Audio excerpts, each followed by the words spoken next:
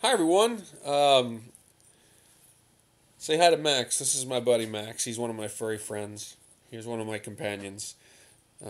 You'll see Mossy too, but sometimes I like my little furry companions to join us in some of these little videos. This is a brief video for you guys that is really a response to a student question, and the question that was posed was, this is a Russian history course. And the question posed was, effectively, I don't speak Russian. I don't have access to Russian archives. How should I go about writing the research paper in this class? And so I just thought I'd make a little video. It won't take long, just a couple of minutes, and just to kind of explain some of the approaches to writing the paper in this course. So, I don't expect actually very many students to have sort of like Russian language fluency. It's possible. I have had that before, but I don't expect that. And so when you encounter a class like this where you know that you're not going to have fluency in the native language of the subject in question, it doesn't mean you can't write a good research paper. Now, certainly, it might mean that maybe if you were to do a capstone, maybe it wouldn't be your capstone project because your capstone advisor, if you were going to do a project in Russian history, might actually want you to have some Russian language capabilities. But in this case, though there are many things that are translated in English, of course, we have the works of Lenin, for example. That is a great example of a primary source that is translated in English. So you don't necessarily have that. But my point with the capstone comment is that whereas it might be a bigger issue with a major like thesis length like research project, in a class like this where we're talking about writing an eight an 8, 9, 10 page research essay. What we're really looking for is the exercise in doing some good academic research and putting together and formulating a strong historical argument. It doesn't have to be a brand new argument in this case. That would be great, but it doesn't have to be. And but it's really an exercise in research and in writing and in creating a historical argument.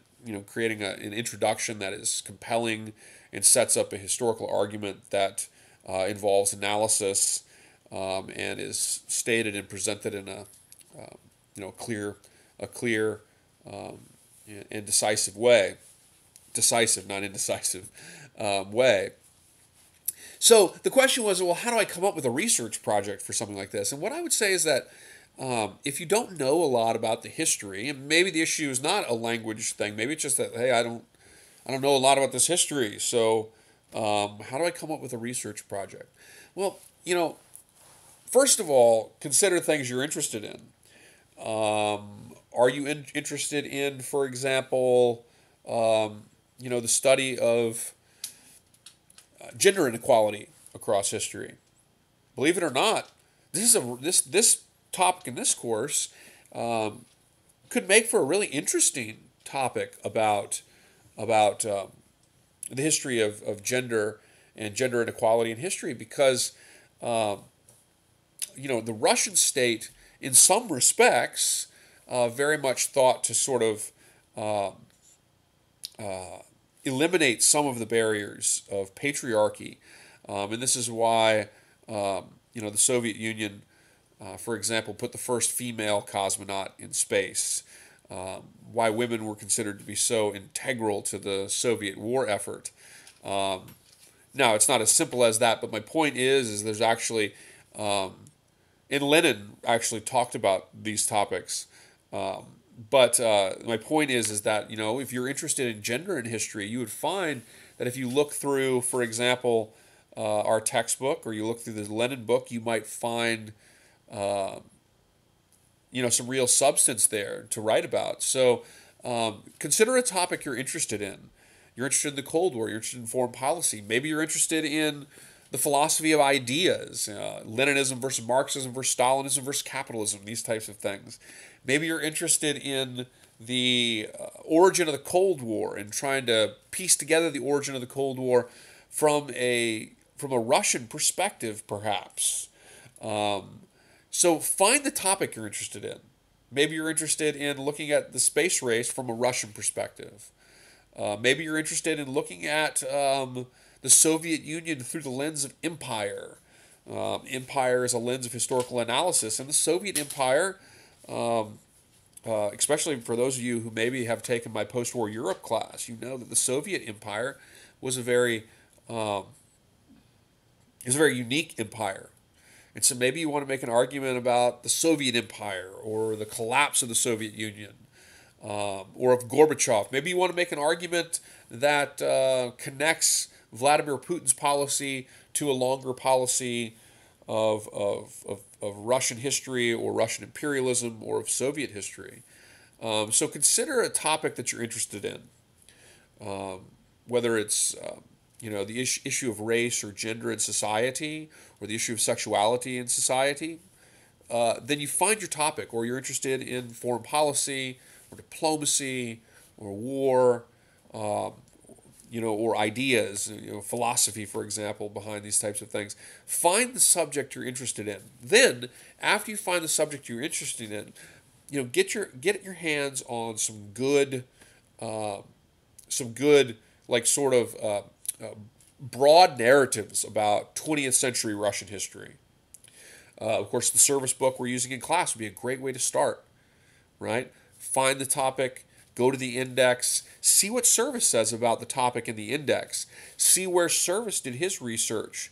Maybe it'll point you to some other good secondary historical monographs that talk about the subject. Maybe it'll point you to some good translated primary source material, like, for example, the works of Lenin, for example. There's a lot of good Soviet and Russian primary sources that are translated in English that you have access to.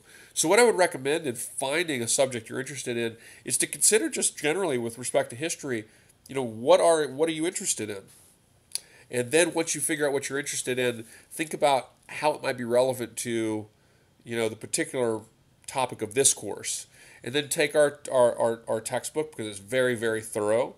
Go into the index and or the table of contents, maybe. Well, no, go to the index, because it'll be more thorough in terms of the specificity of the subjects dealt with, and maybe you're interested in writing about the purges of Stalin as an example of domestic terrorism, and you're going to consider domestic terrorism against Stalin versus maybe policies related to the war on terrorism, the global war on terrorism today, maybe.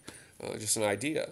And see how Service deals with the great purges and the use of terrorism in the Soviet Union. And then that'll point you in the direction of other sources if you look at the bibliography and you look at the notes for the book. So there's a lot of good books on 20th century Russian history, not just our textbook. So find the good historical monographs about 20th century Russian history. Consider the topics you're interested in, and then pursue them. And I think if you do that, you'll find a well of possible topics and possible papers you'd like to write. And I have some suggestions that I will present as well.